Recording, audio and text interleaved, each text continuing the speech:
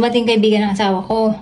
Binigyan tayo ng pasalubong. Diyan niya lang binili to dun sa may malapit na pasalubong station. At ayan, tingnan nyo guys.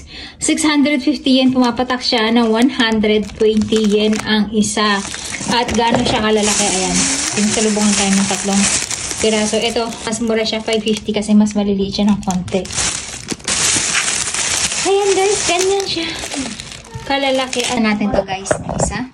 Nagtitenis tayo dito sa labas. Kakainin natin yung ating strawberry. Ayan.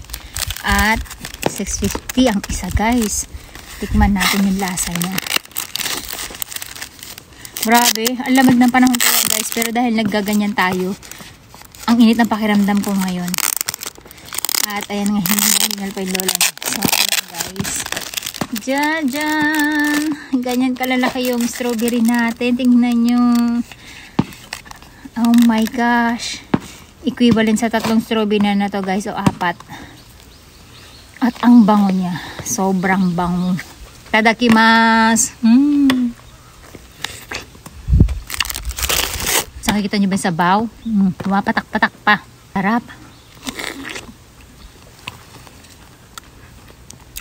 At ang tamis. Susulitin natin kasi pasalubong to. Hindi natin ito binili. Ayan.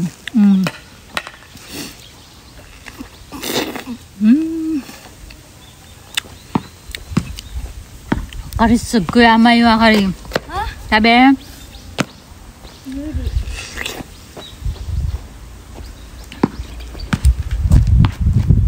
Na-addict na yung bata. Yan ang paawat. Ang sarap guys.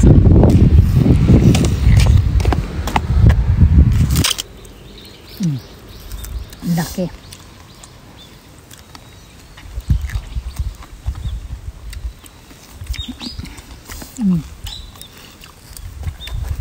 Ito pa lang. Naka 320 yan na tayo. 60 yan. Diba?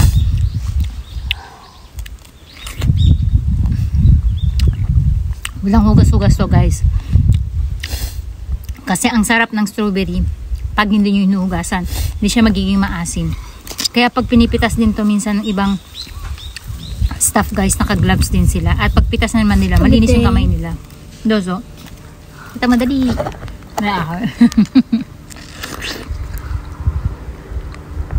Nagtitenis kayo, tapos kakain ka ng strawberry. Sarap.